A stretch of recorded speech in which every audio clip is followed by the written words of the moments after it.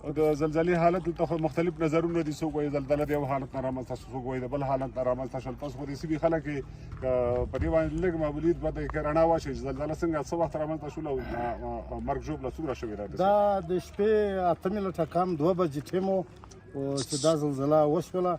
نو موږ داسې نه دي ویلي چې کنه دغه زلزله ده، موږ چې دا بمبار دی څه دي دا منطقه باندې هر وخت مشکل رغول دي د افغان دوی په منطقه باندې. د بمبار معنا د تاسو بمبار کوم ځای نه بمبار دی؟ تاسو بمبار د کوم طرف نه؟ یعنی موږ دا ویل چې بمبار دی خو منطقه موږ دا اندازه نه شوله پروژه کې په موږ باندې بمبار وشو. یعنی په دې منطقه باندې بمبار هم کیږي. 40 کسان 45 کسان په دغه کې شهیدون وشول. نو موږ دا نه دی ویلي چې دغه د سو بل چې یا په 50 کاله کې یا په 70 کاله کې یعنی سپینګری د موږ نیکان یا د موږ پلانونه داسې نه دی ویلي چې دا رقم ته زلزله به شوي یا کیږي.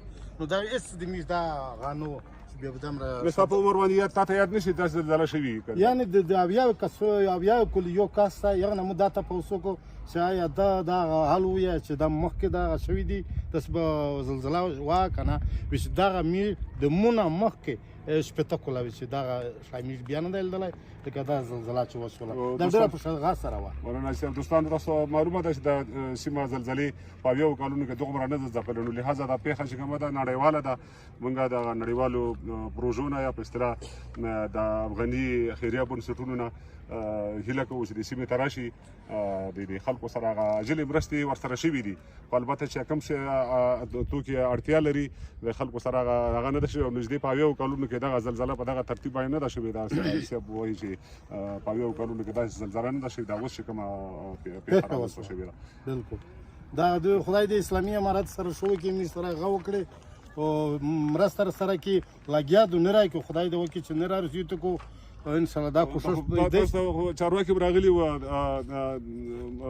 وزیر سیامان راغلي و د اسلامي امارت مشران راغلي و خلیفه صاحب روغله زه په خپل باندې پیژنم په میرمشا کې ملدلای دی او مدرسه کې ملدلای دی ماشاءالله روغله خلک سره ډېر مرسته وکړي ورکو. خلیفه صاحب مبارک دلته راغلي بالکل دلته روغله په افغان دوبۍ کې جامه وکړه خبرې وکړې ماشاءالله خدای دې سره شو کې عمر وي او بیا د خدای پاک دا سکیمه واسطي کې چې موږ سره بیا مرسته وکړي د ټول امارت داسې واسطي کې که رایتا دي که حکومتي خلک دي چې د موږ د افغان دوبۍ سره او چې کومه مرسته وکړي. دوستانو د اسلامي امارت مشران او لوړپوړي چارواکي راغلي وزیر صاحبان دا خلک ته راځي دي او نور هم د موږ د نظام نه هیله کوو چې د خلکو لاسنیوي وکړي او هغه کوم پروژې راغلي دي بنسټونه چې راغلي دي هغوی چې کوم را په لاره باندې د خلکو سره د عاجلې مرستې وکړي او چې هغه مرستې تقریبا په خپل ځای باندې ولګي.